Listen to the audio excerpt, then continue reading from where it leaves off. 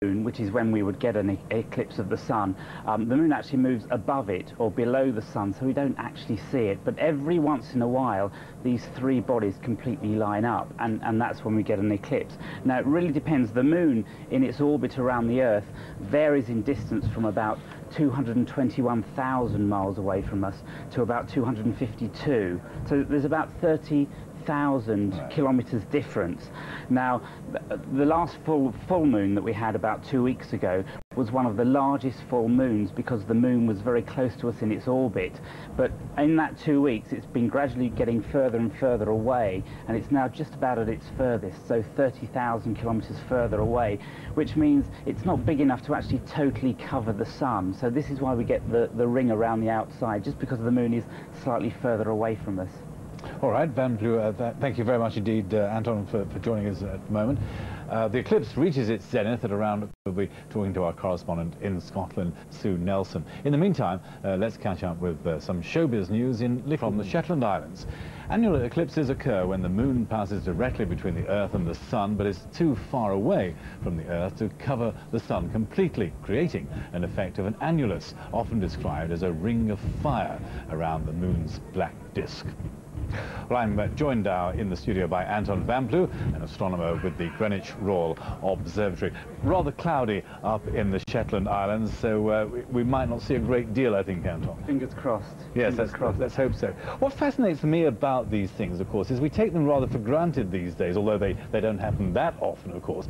But, of course, years, or thousands and thousands of years ago, people would have been very scared about this sort of thing happening. Yeah, absolutely. And just looking at the pictures, we've just caught a glimpse of a part of the sun as the moon covers it from the Shetlands. Yeah. Looking at that, yes, thousands of years ago, see this object taking bites out of the sun, as the Chinese believe this dragon was eating the sun, and finally for it to disappear.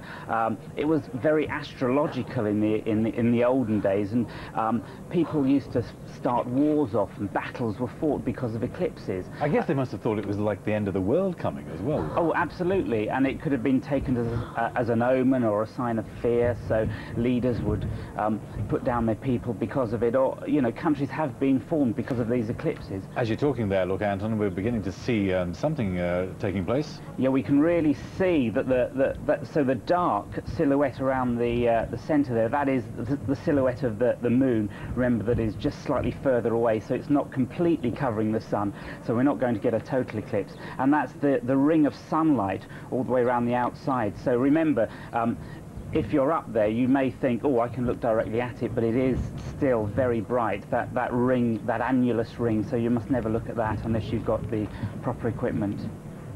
Right, well, Anton, thanks very much indeed for now. I'm just wondering whether we can bring Sue Nelson in, who's our reporter up on the Shetland Islands at the moment.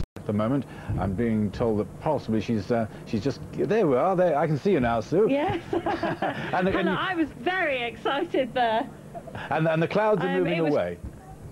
Yes, but I honestly didn't expect to see anything, so I am absolutely delighted that at first we caught, as you probably saw, just an arc of sunlight, but then we practically saw a semicircle there. So for me, that is a result, because we've been a bit despondent here. It's just the sun's just slightly covered by cloud now, but that's great to be able to see that much, because you're talking to the woman who's saw nothing at the solar eclipse that was visible from Cornwall 4 years ago, nothing at the Leonid meteor showers, so I thought I was the kiss of death, but obviously not today, so at least we've seen some of it.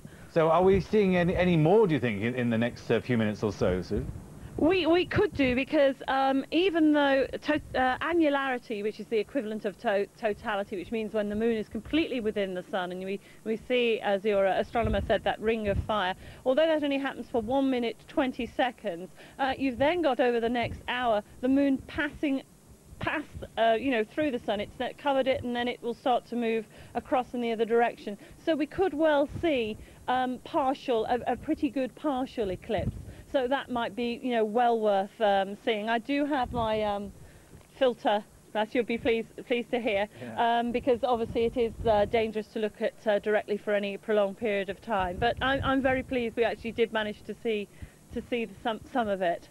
If you can, it might be difficult to give us accurate times on all this, but as it moves around, where does it go on to now? Where should people be able to see it? Well, it has got noticeably darker now. I did wonder whether that was just due to the clouds, but it has got darker. Its shadow, which is over 100 miles across, will be whipping its way sort of almost over the North Pole. It will be going to Iceland and Greenland, and in that direction over the Earth. And as you say, this is the first time that we're seeing this, what, in 80-odd years? That's right. They happen about every 18 months or so at different places around the world. But for the UK, this is pretty special because there won't be another one visible from any part of the UK for another 90 years. And for most of us, this is the only chance to actually witness one, unless we're prepared to eclipse chase, which is costly but fun, as I have been to Peru to see one. But yes, not everybody can do that. Sue Nelson in the Shetland Islands for the moment.